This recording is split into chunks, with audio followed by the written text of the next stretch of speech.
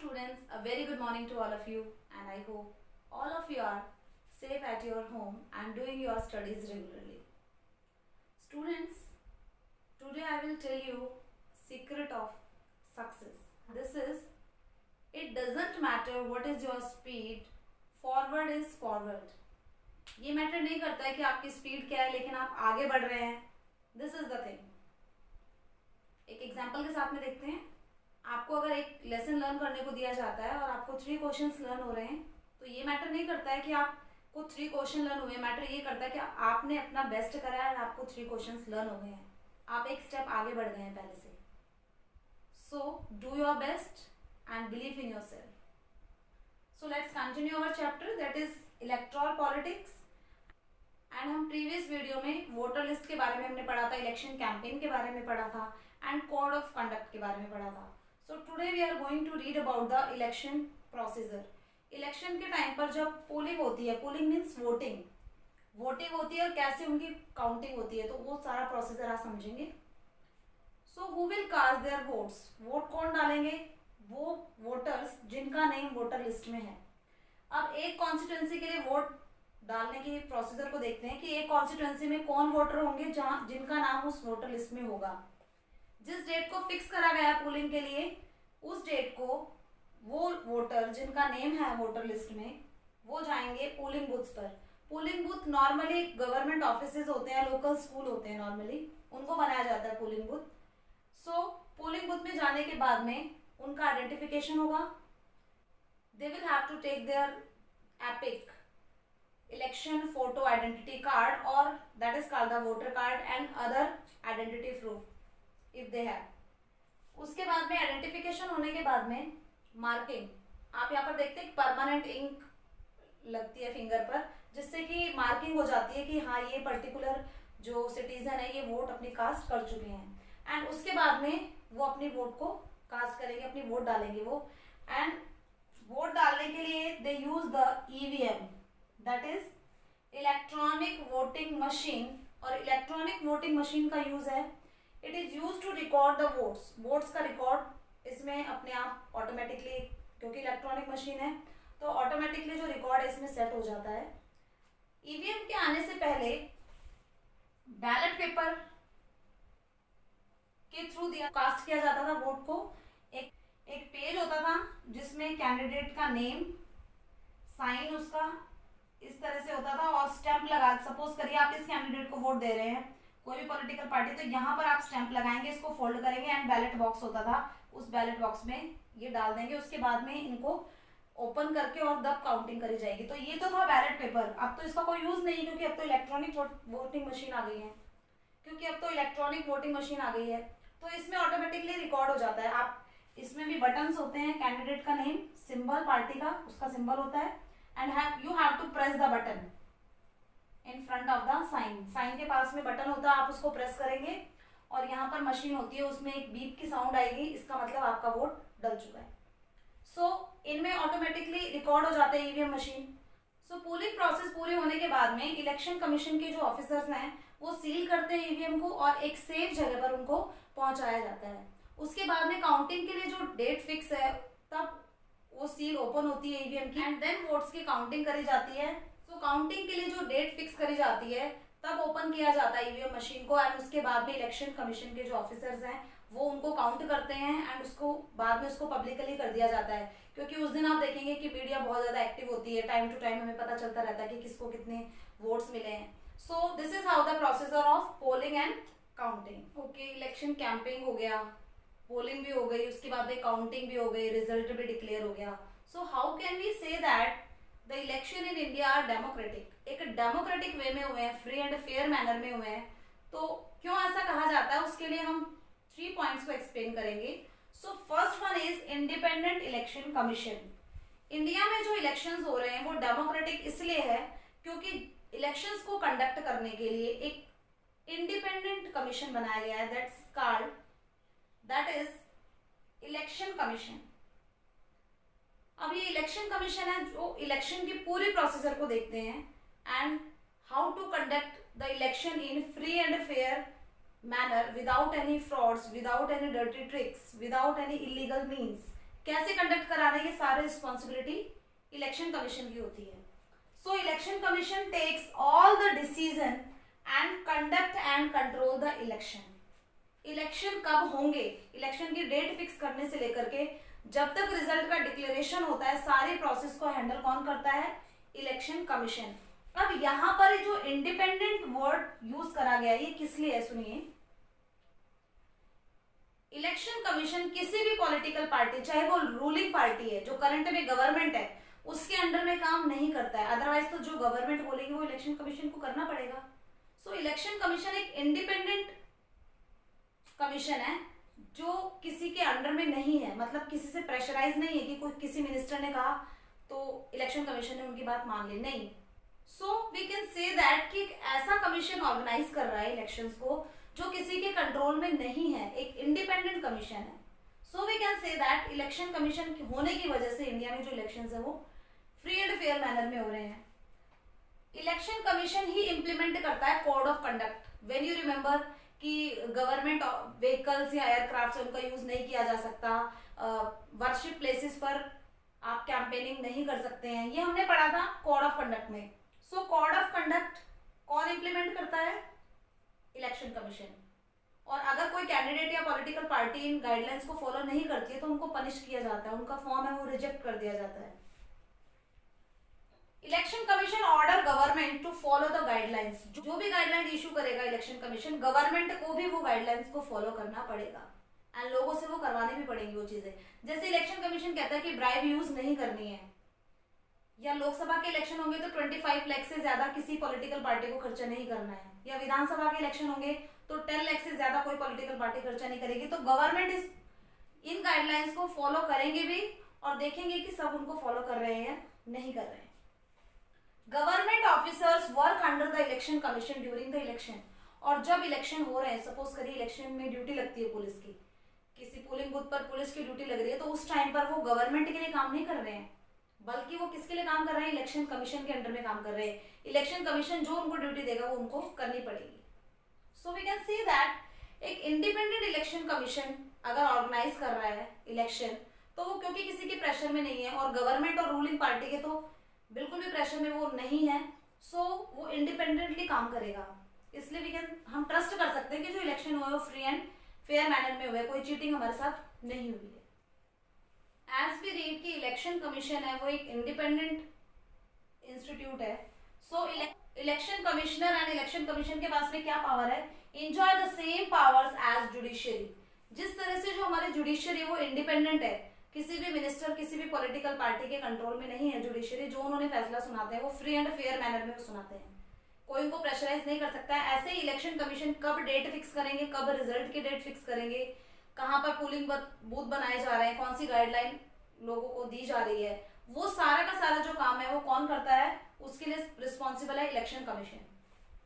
Chief election commissioner. अब election commission का जो सबसे बड़ा हेड है चीफ इलेक्शन कमिश्नर, इसको CEC शॉर्ट में लिखा जाता है, chief election commissioner. Is appointed by the president. इसको अपॉइंट कौन करता है, प्रेसिडेंट अपॉइंट करता है, but not answerable to the president. President इसको इसके पोस्ट से रिमूव नहीं कर सकता है कि मैंने आपको इलेक्शन कमिश्नर बनाया था और मैं आपको अब रिमूव कर रहा हूँ आपका ट्रांसफर. नहीं, प्रेसिडेंट का कोई रोल नहीं है, बस एक बार उन्होंने इलेक्ट कर दिया है उसके बाद में ये आंसरेबल नहीं है, मतलब अब ये कंट्रोल में नहीं है प्रेसिडेंट के कि प्रेसिडेंट जैसा इनको बोलेगा वैसे इनको करना पड़ेगा, ऐसा नहीं है. And virtually impossible to remove. और इलेक्शन कमिश्नर को रिमूव करना एक बहुत ही इम्पॉसिबल टास्क है. मतलब कॉन्स्टिट्यूशन में ये है कि how to remove the chief election commissioner, वो एक्सट्रीम कंडीशन में कि ऐसा क्या हुआ है. अब तक ऐसा नहीं हुआ है कि किसी इलेक्शन कमिश्नर को उसकी पोस्ट से हटाया गया है. उसको भी एक जो हायर पोस्ट के होते हैं, जैसे हमारे चीफ जस्टिस है, उनको हम इम्पीचमेंट प्रोसेस से रिमूव कर सकते हैं. ऐसे ही इनके लिए भी इम्पीचमेंट प्रोसेस है, लेकिन वो बहुत ज्यादा डिफिकल्ट है. लोकसभा के कितने % लोग हैं वो अगेंस्ट में होने चाहिए, एंड राज्यसभा के वो इम्पीचमेंट का प्रोसेस है वो बहुत ज्यादा डिफिकल्ट है. इसलिए यहाँ पर लिखा गया कि वर्चुअली इम्पॉसिबल, कि ऐसा दिखता नहीं है कि उनको हटाना बहुत ही आसान है, बहुत ही मुश्किल काम है उनको उनके पोस्ट से रिमूव करना. तो एक बहुत ही पावरफुल पोस्ट पर काम कर रहे हैं चीफ इलेक्शन कमिश्नर. सो जो काम वो कर रहे हैं, जो उनको दिया गया है, वो फ्री एंड फेयर मैनर में कर रहे हैं, और जो इलेक्शन को कंडक्ट वो करा रहे हैं that are democratic. So chief election commissioner अभी करंट में इंडिया के सुनील अरोड़ा हैं। Okay, got that point. एक जीके का भी क्वेश्चन बन गया कि चीफ इलेक्शन कमिश्नर इंडिया में राइट नाउ अभी सुनील अरोड़ा है। सो हमने अभी फर्स्ट पॉइंट पढ़ा है कि how can we say that the election in India are democratic because we have independent election commission. तो हम रिलैक्स हो जाते हैं कि हाँ इंडिपेंडेंट इलेक्शन कमीशन है, कोई सरकार का इसमें हाथ है नहीं, रोल है नहीं कि वो कुछ इंस्ट्रक्शन दे रहे हैं। अदरवाइज तो जो गवर्नमेंट है वो कभी हारेगी नहीं, इसीलिए ऐसे एक ऑर्गेनाइजेशन का, इसलिए ऐसा एक कमीशन सेटअप करा गया है जो इलेक्शन की प्रोसीजर को संभालता है। Second point that proof that election in India are democratic is popular participation. जो इलेक्शन में पार्टिसिपेट करते हैं लोग जिस एंथुसिज्म के साथ में, उससे पता चलता है कि लोग बिलीव करते हैं इलेक्शन में। मींस अगर हमें यकीन नहीं है इलेक्शन में तो हम वोट देने नहीं जाएंगे कि छोड़ो वोट देकर के क्या फायदा।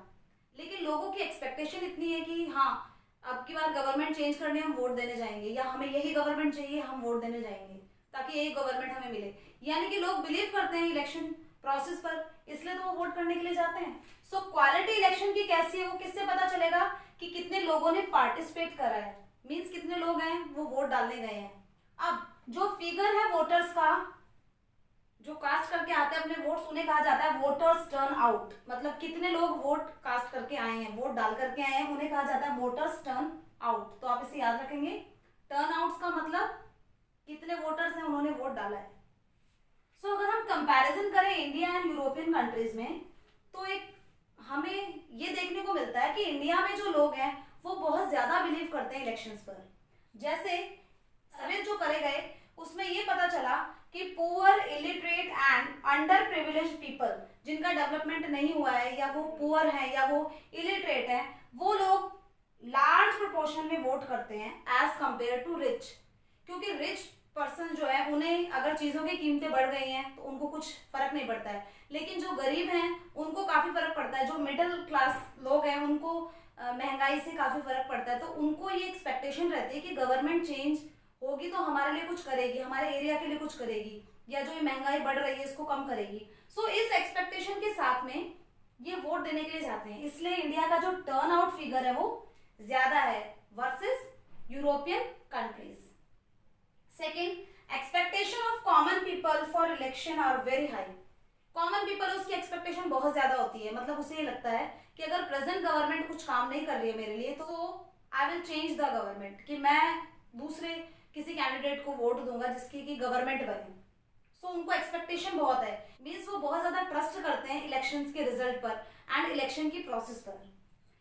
The interest of voters in election related activities has been increasingly.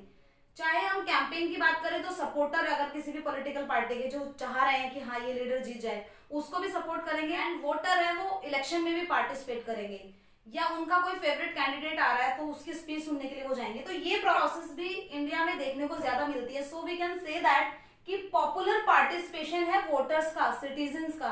इसलिए हम कह सकते हैं कि लोग बिलीव करते हैं इलेक्शन में, because they are conduct in free and fair and in a democratic way. Okay, and the third point that proves that election in India are democratic is acceptance of election result outcomes। जो result आ रहे हैं election के उनको सब accept करते हैं क्योंकि उन्हें यकीन है कि इलेक्शन जो हुए हैं वो फ्री एंड फेयर मैनर में हुए हैं।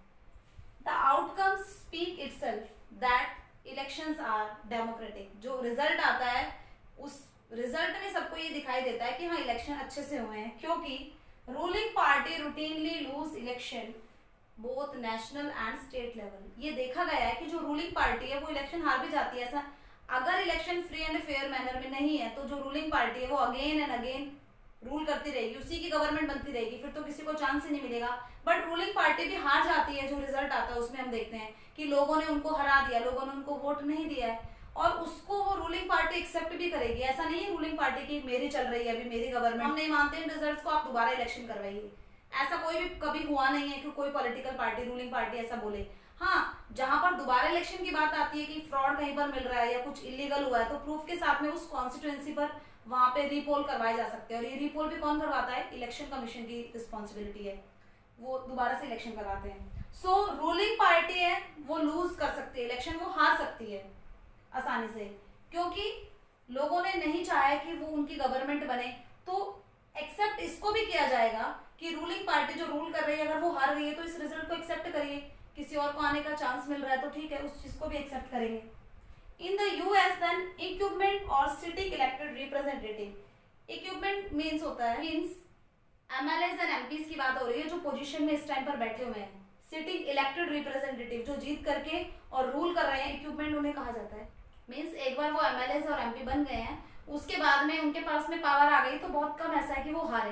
बट इंडिया में अप्रोक्सीमेटली नियर अबाउट हाफ और sitting MPs and MLA lose election, आधे से ज्यादा एमपीज एंड एमएलए हैं वो इलेक्शन हार जाते हैं जब इलेक्शन होते हैं। तो रिजल्ट हमें बता रहा है कि इलेक्शन है वो फ्री एंड फेयर मैनर में और डेमोक्रेटिक वे में हुए हैं।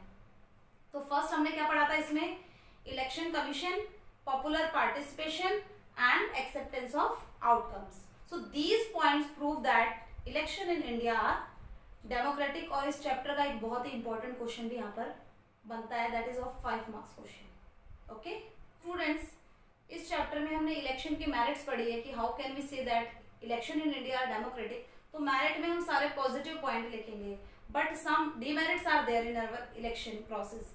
कुछ डीमेरिट्स भी हैं, तो डीमेरिट्स में हम सारे नेगेटिव पॉइंट्स को ऐड करेंगे। So challenges to free and fair elections, challenges क्या है इसके सामने, चुनौतियां क्या है, लिमिटेशंस क्या है, क्या कमियां है हमारे इलेक्शन में सिस्टम में।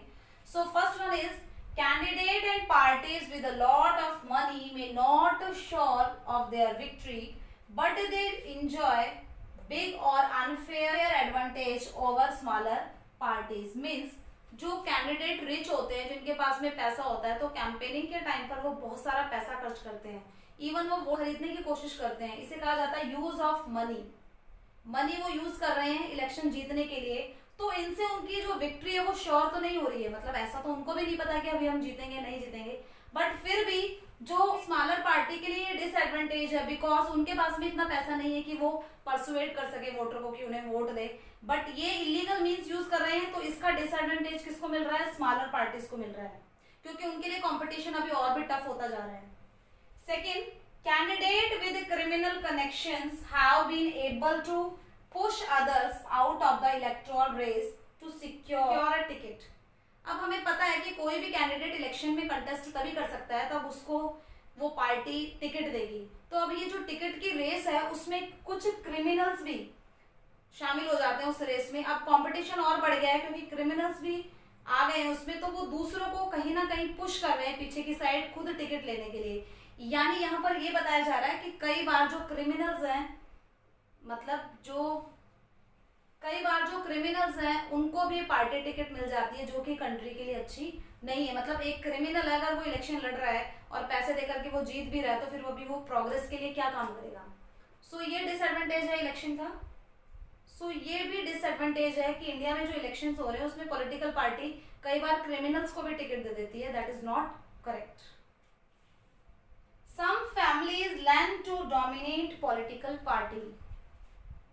सो बेटा 10th क्लास में एक चैप्टर है पॉलिटिकल पार्टीज, उसमें हम डिटेल में पढ़ेंगे क्या चैलेंजेस हैं। सो उसमें ये पॉइंट डिटेल में दिया है, डायनेस्टिक सक्सेशन मींस एक पॉलिटिकल पार्टी पे एक ही फैमिली रूल कर रही है, मतलब उसके लीडर उस फैमिली के मेंबर ही बन रहे हैं। I am not talking about any particular party, मैं किसी पॉलिटिकल पार्टी का नेम नहीं ले रही हूँ, बट इंडिया में बहुत सारे जो पॉलिटिकल पार्टी है वो एक ही फैमिली से डोमिनेट होती है। So this is the drawback कि और जो बाकी के लोग हैं पार्टी को ज्वाइन करने वाले, उनको लीडरशिप नहीं मिल पाती है, वो उस पार्टी में लीडरशिप में नहीं आ सकते हैं। कुछ डोमिनेंट लीडर्स, कुछ फैमिली के जो मेंबर्स हैं वही मिलकर के पॉलिटिकल पार्टी के लिए डिसाइड करते हैं कि किसे टिकट देना है या क्या करना है पॉलिटिकल पार्टी में। सो ये जो टिकट है ये अपने फैमिली मेंबर्स को ही बांट देंगे। नेपोटिज्म जिसे कहा जाता है, भाई भतीजावाद, कि इन्होंने अपने ही जो फैमिली के मेंबर उनको टिकट दे दिया बस, तो फिर वही पॉलिटिक्स में चलते रहेंगे। And next one is smaller parties and independent candidate suffer a huge disadvantage compare to bigger parties. अब मैंने आपको ये भी बताया था कि कई जो कैंडिडेट होते हैं वो इंडिपेंडेंट भी होते हैं, जिन्होंने कोई पॉलिटिकल पार्टी ज्वाइन नहीं करी होती है, तो अब उनका इतना इन्फ्लुएंस नहीं है लोगों पर, क्योंकि वो ना ही कैंपेनिंग इतनी कर पा रहे, ना ही वो इतने रिच हैं, और ना ही उन्होंने किसी पॉलिटिकल पार्टी का टैग लिया है कि उनको उस पॉलिटिकल पार्टी के नाम से जाना जाए। तो उनको सफर करना पड़ता है। एंड जो स्मॉल पार्टीज हैं, छोटी पार्टीज जिनके पास इतना पैसा नहीं है, पास में इतना पैसा नहीं है कि वो बहुत सारा जो कैंपेनिंग है उस पर बहुत सारा पैसा खर्च करे। बेटा कैंपेनिंग से ही जो वोटर्स हैं उनको परसुएड किया जाता है, क्योंकि रैलीज जितनी भी हो रही है, मूवमेंट हो रहा है, उसके लिए काफी पैसा चाहिए। ऑर्गेनाइज जो भी करा जा रहा है, कोई फंक्शन ऑर्गेनाइज करा जा रहा है तो उसके लिए भी पैसा चाहिए। तो जो बड़ी पार्टीज और रिच पीपल होते हैं तो वो तो कैंपेनिंग बढ़ चढ़ करके करते हैं, मतलब लोगों तक वो पहुंच रहे हैं, जगह जगह जा रहे हैं वो वोट मांगने। लेकिन smaller party and independent candidate है वो बस लिमिटेड एरिया में ही अपना प्रचार कर पाते, तो ये भी एक डिसएडवांटेज है इलेक्शंस का। So these are the limitations of elections in India. So जब इलेक्शन होते हैं तो बहुत कम ऐसा होता है कि कहीं पर डिस्प्यूट की या फ्रॉड की जो न्यूज आती है। तो bearing a very few disputed election, बहुत कम जगह पर डिस्प्यूटेड इलेक्शन सुनने को मिलते हैं।